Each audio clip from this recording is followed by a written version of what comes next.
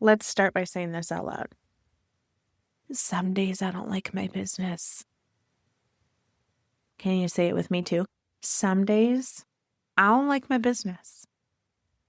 It's not because I don't believe in it. It's not because I'm lazy. And it's definitely not because I'm not grateful. But because, well, I'm human. And I built something that oftentimes feels so much bigger than me, heavier than what I expected, and maybe not exactly what I meant to build. Let's talk about it. Ever wonder what it really takes to build a business and a life that feels like yours? Welcome to That Big CEO Energy.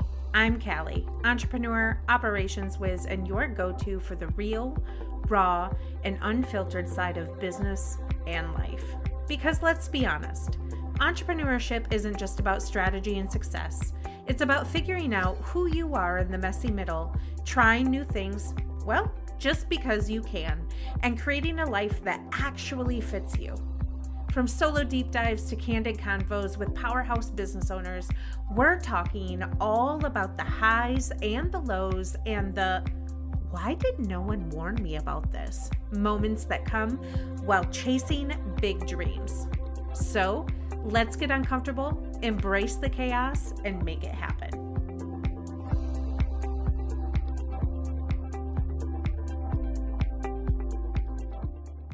Here's the thing. I'm not here to sell you like a strategy. I'm not even here to talk about like optimizing your workflows or scaling your revenue.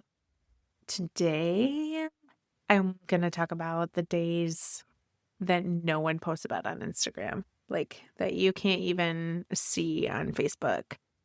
It's like the days when you stare at your laptop like it betrayed you. I find myself sometimes thinking, this doesn't make sense anymore. And just because something made sense then doesn't mean that it makes sense anymore. How do you know when you're in this space? Maybe you're snapping about small things. You feel like a new idea is a burden. Like, oh my gosh, I have to now put all of this stuff together and put it out in the world.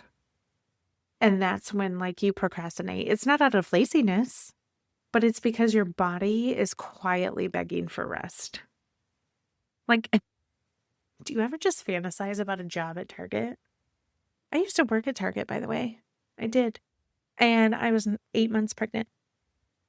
Maybe 9. It was like my last, I don't know, it was my last 2 weeks, but you guys, I was super pregnant and I was a cashier. But anyways, that is not the topic.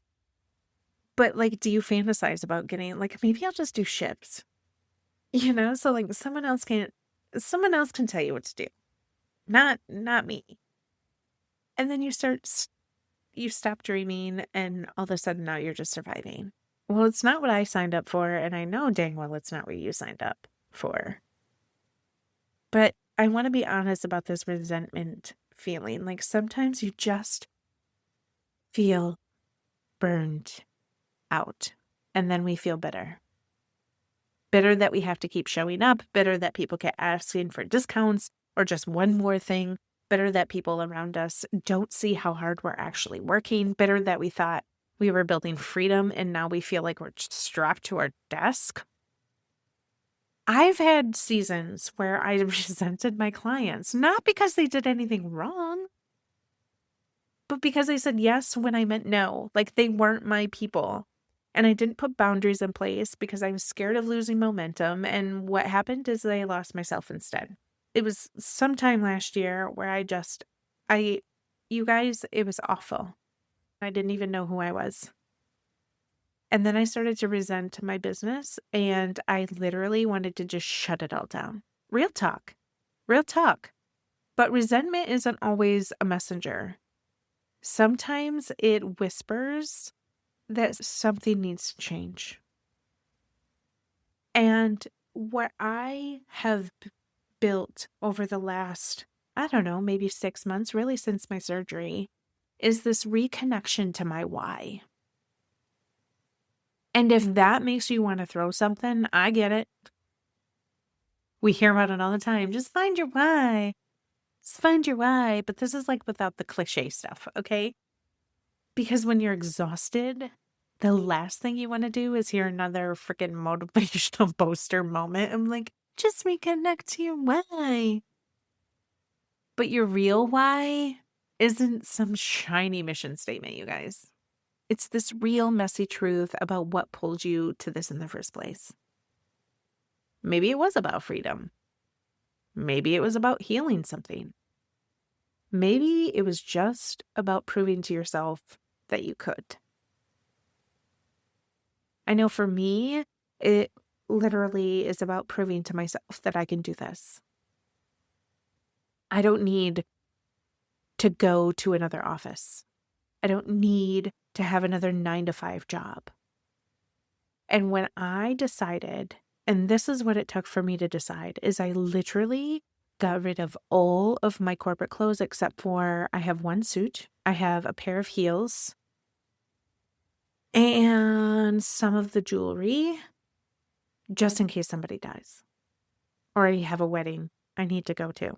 You know, like the LBD moment, I have one, and it gets worn once a year because I don't even want to go in person to all of those things. But truly, like, it was about freedom for me. And that's my why. It's about having the freedom, about being able to, like, literally figure out my day around a doctor's appointment. So we're going to do a little exercise. If you're driving, I just want you to think about it. Do not close your eyes. But if you're sitting somewhere, I want you to get in your seat, sit up tall, put your shoulders back, put your feet down on the floor. And I want you to ask yourself this. What did I want when I started this? What was I craving? What felt scared about this work? Newsflash. You don't need to chase that original dream, but you do need to listen to the version of you who had it. She might help you find your way back. And here's what I want you to hear today. You have permission to pause. You have permission to pivot. You have permission to take a break, to scrap a service, to change your mind. As my wonderful Oma says, you are allowed to make mid-course corrections in your life. You are allowed to say, this doesn't feel good anymore and I want something different. That is the power of us being in business for ourselves. We get to try different things. We are not a tree. We are not meant to stay rooted in the same place forever. You can shift and still be a real CEO of your company and a real CEO of your life. You can take a step back and still be successful. And here's the thing, if somebody tells me one more time on social media that like you should be changing and doing all the things, and then when said person changes and does all the things, they're like, oh yeah, but not like that. We wanted you to do it this way. Society, shut up. Shut up. Because in fact, some of the best moves I've made in my business didn't come from a place of strategy. It didn't come from people saying, oh, you should do it not like that though. It came from a place of real freaking honesty with myself and a quiet moment where I said, I don't like this. I want to do something else. And then guess what? I built it. I just built it. Because I don't need permission from anybody else, and neither do you. So I'm just here to encourage you that if you're in this season right now, here's what I want you to try. I want you to name the resentment. Like, where is it showing up? Be honest about it. Where is it showing up? Are you resenting like sitting down at your desk every single morning and like, what do we work on first? Okay, we're coming up with a plan then. But I need you to audit your calendar. Like I did this last week and it was so dang powerful. Like, what drains you? What meeting on your calendar that you're like, I don't want to show up in this community anymore? Don't. We are no longer showing up in spaces that we don't want to be in. But also what fuels you, right? Like start small, but look on your calendar and go through an audit and remove anything that does not serve you. And ask yourself, what are you avoiding? Because procrastination is often a protection mechanism. Like procrastination is you protecting yourself against something else. So what is that avoidance? And why are you procrastinating? But talk to someone about it. If you don't have somebody, I have DMs. You just go ahead and send me a message on Instagram and we're going to talk about it. But do you have a friend? Do you have a coach? Do you have someone outside of the business that you can go to and be like, you know what, this is feeling really stupid and really hard in this season of life right now. But then also, like, let yourself off the hook. You're not behind. You're not broken. You're simply in transition, and transitions are tender, but they're also sacred. And like the business that comes out on the other side, you guys, like it'll be yours, like not just in your name, but in your whole entire being. So, to the woman who's listening to this episode in her car, on a walk, hiding from her inbox, I see you. I see you, girl. Your business might feel like a burden right now. And sometimes mine has too. And you might have lost your spark just a little. Or you might feel like you're starting to lose it. And you might just be wondering if this was all a mistake. But here's what I know. And this is for me too. You're not a failure for feeling this way. You're not any less than a leader. You're not ungrateful. You're human. And some days you won't like your business.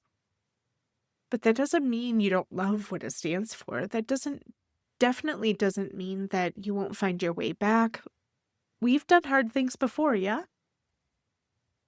And honestly, you're allowed to be honest about where you are.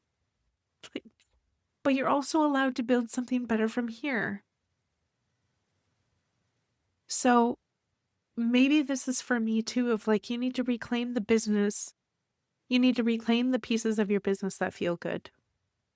And remember that CEO energy isn't about perfection. It's about being present. If this episode hit home, share it with a friend or drop me a message on Instagram. And if you're feeling like it's time to rebuild something that feels more like you, let me just encourage you with this. This space of community that I have here for you is a space to be seen, supported, and strategic. And so I don't ever want anyone to feel like they don't have a person. I can be your person. But I don't ever want anyone to feel like, what am I doing? Like, what am I doing? And you can feel that way, but not for long. And some days you don't have to like your business. What about the days like when you avoid your inbox like it owes you some money? You know, like when you don't check the mail for days because you know there's bills in there, that part. What about like the days when you thought of showing up to just one more Zoom call makes you want to move out to the woods? Like live off the grid, those days. Like we're going to go there. We're going to go all the way there.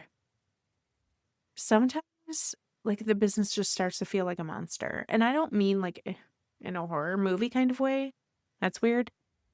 I mean like when it wakes you up at 3 a.m. because you're literally panicking. Like, did I say that wrong? Oh man, did I post the thing? It's the monster that fills every inch of white space on your calendar when you feel like you're just working every single day, all day. And maybe it's the kind that like grows and grows until you don't recognize it anymore. If that's you, I'm just coming here to say same. Like, you're not broken. You're not failing. You're just in a very real season. And honestly, it's a season that like nobody prepares you for. But I want to talk about like how this happens, right? Because like we start with a spark. We start with something super passionate, maybe like a deep desire to make something that matters. And then you learn to monetize it. You put up a website and you take on the clients and you hire the help and you grow your audience. And then suddenly, you guys, you're not just putting things on the internet. You're not just creating things. What are you? You're the accountant. You're the marketer. You're the manager. You're the customer service rep. You're the content machine. And you are also the one that has to remember to eat lunch and take care of your dishes at the end of the day. And somewhere in there, your business starts to feel like a job. It starts to feel like we have to have super structure. We are putting ourselves back in the corporate chair, if you will. But your business literally starts to feel like a job. Only you can't quit because you built it. People rely on it. But you should be grateful, right? You should be grateful. The shame kicks in so quick. Other people would love to be this busy. I'm so lucky to have this kind of demand. This is what I asked for, isn't it?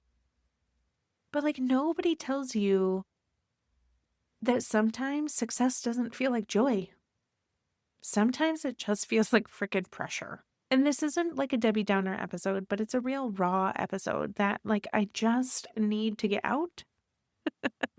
Because these are real feelings. And when you start to resent the calendar, here's the kicker.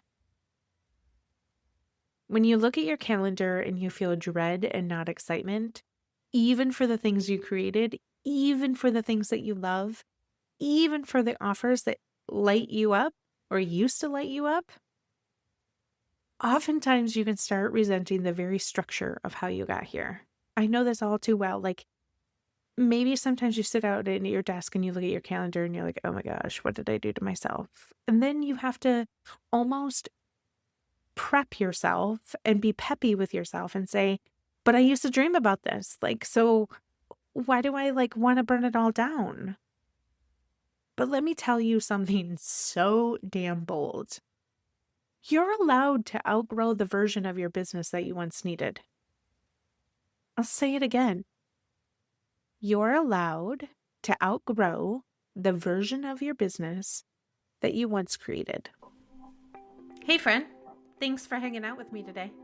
If something in this episode clicked for you, I want you to shoot me a DM over on Instagram.